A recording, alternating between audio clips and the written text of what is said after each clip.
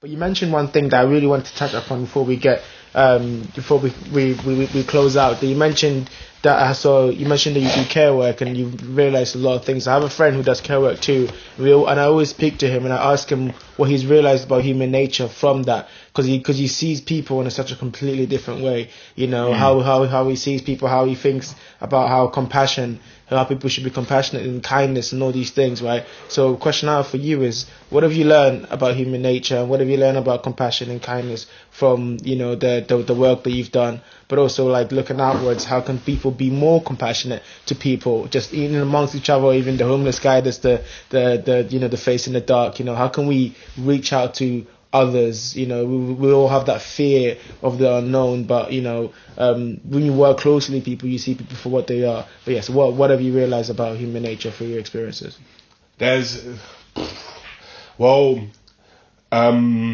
One of the first things that there's steps to it. There's a lot of different steps, and they can be done in different ways. But there's a lot to it, and there's a lot that I figured out, especially like as I went, and everyone has their own different resolve with kind of understanding the relationship between people and themselves. But at the end of the day, it's cliche to say, but we're not perfect. We're definitely not perfect people. And if you have to admit it as well, we do as humans, as people, have tendencies to be shit people. To just like, sometimes people do it intentionally. Sometimes people don't mean it because they don't understand, like, for example, the significance or the bounds of kind of what they're doing. Like, some people will just think it's like, not necessarily, like, for example, they'll be like, it's not that deep. Yes. Do you know what I mean? Yes. As in, I don't care, because I don't care that much about it. I don't think you should care about that much about it. But it's like everyone's going to care at different levels, in different ways. But at the end of the day, it's all about the fact that, like, it's all about pointing your finger at yourself. I think scrutiny amongst yourselves, on yourself, is one of the steps that people need to take to understand each other. Adam Smith's theory of moral sentiment touched on it quite well, where it's like you have to sit in all points of the position: the spectator, the judge, the perpetrator, and the victim. And you have to understand all these points to understand that where you stand is just where you stand, and it's okay to stand anywhere. You know what I mean? At the end of the day, it's your choice. It's your choice to be whatever person you want to be, and it's like, if that's what you want to be, that's fine. If you want to strive to be this type of character to these people, or this type of character, but we should try to be good, right? Because that helps humanity and that helps each other. We live together. It's you should try, and the hope of the virtue is that like we all want to be good, but like at the end of the day is like the harsh reality is, you have to see things realistically, not idealistically. Because if you look at human nature and people idealistically, then you're gonna have to punish the majority of the world because they don't live up to that ideal. Exactly. And that's the thing, is about honesty between people, between yourself, is honesty with yourself, really, to just accept the fact that, like, at times you're gonna fuck up, or at times you're not gonna do your best, or at times you're gonna do something selfish, or you're gonna do something to harm someone, or this or that, or, do you know what I mean? Or you're not gonna care enough when someone really needed it. Yes. There's so much of these things that kind of makes you understand this relationship, but I can't remember who said it. It was like, I don't understand how people say that they're trying to be a good person. Just be a good person. Marcus Aurelius. Yeah. Is it? Yeah. No more trying to be a good person, just be a good man. It's just like, and this is the thing that I see people do, is just that people have this push and pull, and it's like, where they feel like they have to do more. And it's like you don't need to do anything. You should just at a bottom line find a resolve and a temperament that's healthy for you and the people that you interact with. Yes. And you have to be aware of that. It's not going to be perfect. I don't know, you're going to get drunk and you're going to get loud on the bus and you're going to piss someone off. You know what I mean? But it's just find a mechanism in yourself that makes you go, hold on a second. Like, I can do better. Do you know what I mean? Absolutely. I can always do better. Absolutely. And in terms of like how that means and like to people and like treating everyone, is just like, you're not just you're other people. I spoke to someone in Poland, a girl, lovely lady. Her name's Nina. Shout out Nina as well. Shout out Nina. She was telling me that conversations between people are just a unification of identities. You become one identity, and when you're by yourself, you're just the identity of yourself. But when you're like us together, you're sharing identity. Exactly, we're just this concept of us, and I think indulging in that, people should indulge in the aspects of unity, to get out of themselves, to get out of that ego, to put themselves behind. Because once you put yourself behind, you're now working towards something that will grow things mutually. And I think that aspect of seeing, for example, elderly, children, disabled people, anyone, really, just anyone, it will make you realize that you're in the boat with them when you meet them. Once you're in the room with them or you're talking with them, you're all in the same boat. You know what I mean? You're not doing it because like you think they need it or they you know what I mean, or they must want it.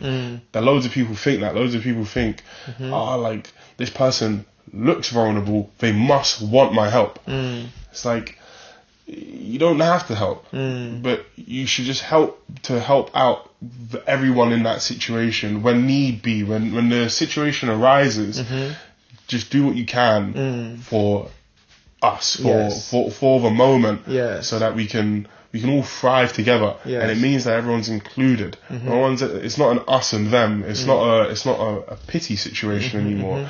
It's for everything. And it's their identity coming together, and that's so beautiful. That's such an amazing concept, because it's true. Yeah, it's like that is it's like you're now becoming real yourself and recognizing the realness in other people as well. And then you would realize that when you do that amongst people will do that back to you, because people, they will latch onto this idea of unity. People want this unity. Absolutely. Everyone wants it. Everyone wants to connect, and it's about doing what you can on the connection. Not to connect, just when you are connected, to just do what you can. You know what I mean? And you would realize that you're connected to people in more ways than you think. You're connected to people even when you're not with them. Like there's I don't know, looking out for, I don't know, like your mates, you know what I mean? Like putting, or seeing an opportunity for someone and putting them forward and whatnot, and thinking about them. You're upkeeping this identity that you share with people. You're not doing it for yourself. Absolutely. And that way, we can build a world together. We can build a world together where some people don't sit on the outside. Everyone sits on the inside. And that's the thing that I learned a lot about caring, is that the fact that we aren't honest, and we don't have a lot of people aren't honest with themselves and don't decide to overcome this hurdle and don't find this unity. It means that people unintentionally, sometimes intentionally, but unintentionally, they just don't realize how it's not that they're mistreating people or negatively treating people. It's that they're separating the realities between people. It's like, you are you. Yeah. Let's say I'm in the bar. Let's say you pull up into a random bar and everyone's dancing, and like you interact with this group of people or that group of people or that group of people. And then you just see like, I don't know, let's say like there was just this hypothetical old dude, this like 74-year-old man, and he's just in his own, and he's just there dancing. A lot of people would be like they would see it as this like almost, it is novel, fair play, I'll give it to them, but they would see it as this, I can't interact with you the same way that I would interact with everyone else. Do you know what I mean? They would have they would have this kind of preconception about them. Yeah, and this hesitation, and that hesitation leads to a disattachment, which then leads to a severance of you two's worlds, which just means that it's not necessarily bad. It just means that you're no longer giving yourself the opportunity to find unity with that person or anyone in any moment. Exactly. You know what I mean? Absolutely. I think the problem with the world today is that most people are going around doing that to everyone, where they're disconnecting with loads of people, so they feel isolated.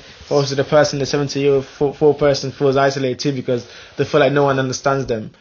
Exactly. And this is what leads to race arguments and this and whatnot, because we're not connecting with each other. Yeah. We're separating our worlds, and we're locking the key, and we're burning the bridge, and we're like, you sit over there, we do over here, we do what we do, and we're not communicating. We're not understanding that we're all in the same boat. We're all on the same planet. Exactly. And it's funny. It's like there was the guy who made friends with the KKK, and he just wanted to talk to him. He just went and talked to him, and it worked. And he ended up like. He ended up making the guy quit the KKK, and then also bringing loads of people out of the KKK. Yeah. And this is kind of what I see in the world. Is just that, like, man, like, if you just went up to someone that you felt like you had this preconception idea that you can't connect with them, if you just decided to connect with them and just left yourself behind and then picked up the idea of unity. The idea of us, yeah. Do you know what I mean? Yeah, 100%. You would realise you're no different from people. 100%. That's such a beautiful idea, man. That's such a beautiful idea. Okay, look, I want to wrap this up. I think you've been done. We didn't even get to talk about music. We can keep talking. I've got plenty of time. Okay, fine. All right, so one of the things I wanted to talk about too was like, you've talked a lot about a lot of concepts. You mentioned a lot of really interesting books. To talk a little bit how people can think, right? So, what are some books that really influenced you on your thinking, and how have they kind of like developed you? Because I've been through this kind of phase of my life myself, where I went through. I think maybe when I started having the existential crisis, where I went back and started reading literally everything. I read Plato, Socrates. I went all the way from then, and I read loads of books. And there was this book that I read. It was called The Art of Motorcycle Maintenance, Zen and the Art of Motorcycle Maintenance by Robert Pischek. And that book just deconstructed a lot of like ideas and theories and how thought processes develop over time, and it was just basically an anthropology of ideas. And that was fascinating for me because it kind of laid it all out and had all these other books that was inside it, so I went on this kind of wild goose chase. But that's how it was for me. What was it like for you when it kind of came for you to conceptualize your idea of the world and the concepts that you were drawn to and you felt related to your kind of view of the world?